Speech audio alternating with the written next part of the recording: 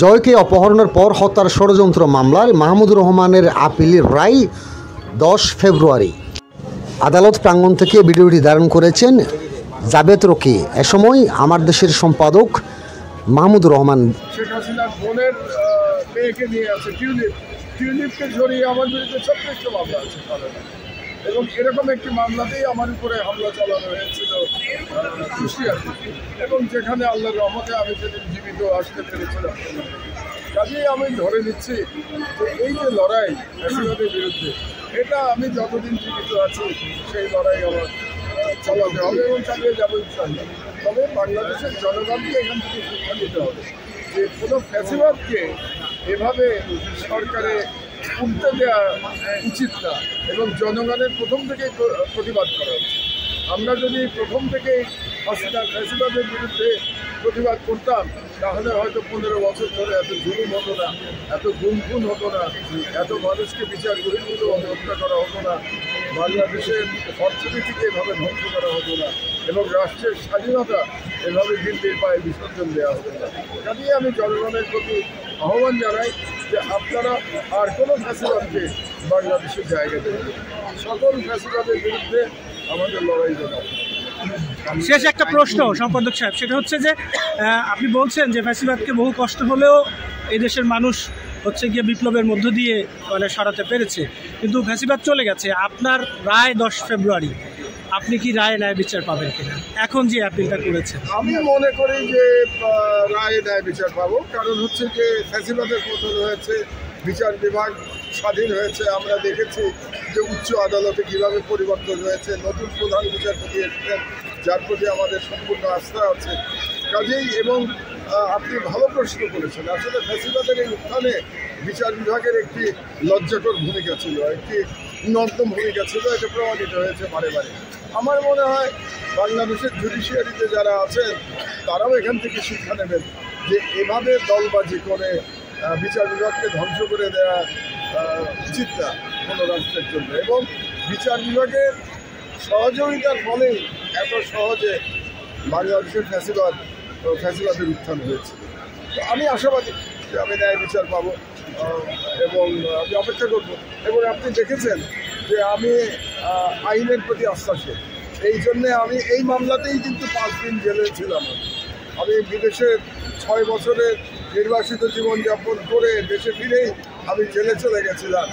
আমি কিন্তু আইনের প্রতি শ্রদ্ধা দেখিয়েছি, আমি সারেন্ডার করেছি, জেলে গেছি, এখন আমি আইনের মাধ্যমেই লড়াই করছি। সুতরাং আমার লড়াই লেখালেখির মাধ্যমে হবে এবং আইনের মাধ্যমে আমার লড়াই হচ্ছে। ধন্যবাদ। আমরা একটু আইনজীবীর সঙ্গে কথা বলবো, ওই পাশে যাও ভাই, কথা বলবেন? আর একটু পিছনে যাও তুমি, সেখানে কি বলেছেন? এই মামলাটা হচ্ছে প্রাক্তন যে প্রধানমন্ত্রী ছিলেন সজীব জয়, তাকে অপহরণের মামলা। অভিযোগটা ছিল যে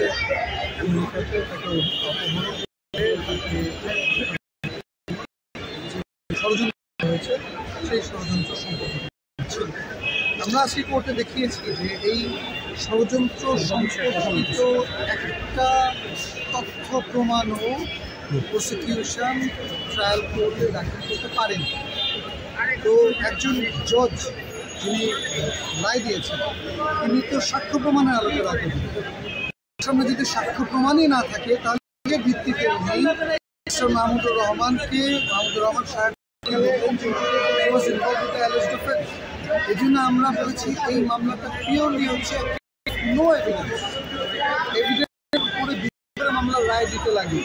ওই জজ সাহেবকে উত্তর দিতে হবে উনি কেন কিসের চাপে পড়ে উনি এই মামলাতে কোনো না থাকা সত্ত্বেও উনি এই মামলাতে 7 বছর মাহমুদুর রহমান সাহেবের মতো একজন সিটিজেন অফ দিস কান্ট্রি যাকে 7 বছরের জন্য জেল দিয়েছে।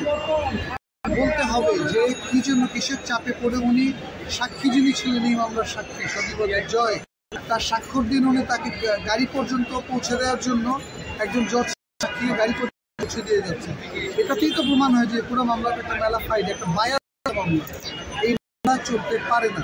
এবং আমরা আরও দেখিয়েছি যে মামলার অভিযোগটা 120, 124 এবং 65 ছিল। আমরা দেখেছি 365-তে কিডন্যাপিং দেখাতে হলে দেখাতে হয় বাংলাদেশ থেকে বাইরে যদি কাউকে নিয়ে যাওয়া হয় কিডন্যাপিংয়ের জন্য, আর এখানে আমেরিকাতে কিডন্যাপিং, তো বাংলাদেশ মধ্যেই পড়ে না, আইনের মধ্যেই পড়ে না। 125-এর মধ্যে বলতেছে যে আপনার প্রেসিডেন্টকে গভর্নমেন্টের কোনো অফিসিয়ালকে যদি হার পৌঁছানোর জন্য বলা হয় তাহলে এটার অভিযোগ আসবে। তো যার বিরুদ্ধে গভর্নমেন্টের কোনো অংশ ছিলেন না, তো তার বিরুদ্ধে 124ও চলে না, এবং কোনো সাক্ষী প্রমাণ ছাড়া এমন একটা মামলায় সাজা দেওয়ার সুযোগই নেই। এই জিনিসটা আমরা আদালতকে বলেছি, আদালত আমাদের শুনেছেন, এবং আগামী 10 ফেব্রুয়ারি এই মামলাটা রায়ের জন্য নির্ধারিত। একটা বিষয় একটু লাস্ট জানতে চাই, সেটা হচ্ছে যে আইন বলে যে হাজারো যদি হচ্ছে গিয়ে আসামি খালাস পেয়ে যায়, কিন্তু একজন নিরপরাধ মানুষ যেন কোনোভাবেই হচ্ছে দণ্ডিত না হয়। এক্ষেত্রে যে কথা বললেন, এবং আমরা যতটুকু বুঝতে পারছি, যেহেতু তাকে মানে অন্যায়ভাবে দণ্ডিত করা হয়েছিল, এই অন্যায়ের মানে বিরুদ্ধে আপনারা পরবর্তীতে কোনো হচ্ছে গিয়ে অ্যাকশানে যাবেন কিনা? আমরা এই অন্যায়ের বিরুদ্ধে তো আমরা অলরেডি অ্যাকশনে গিয়েছি। আমরা এই রায়ের বিরুদ্ধে আপিল করেছি, আপিল হয়েছে, আপিলের রায় পাওয়ার পরে তারপর আমরা আপিলের রায় কী হয়। Thank you.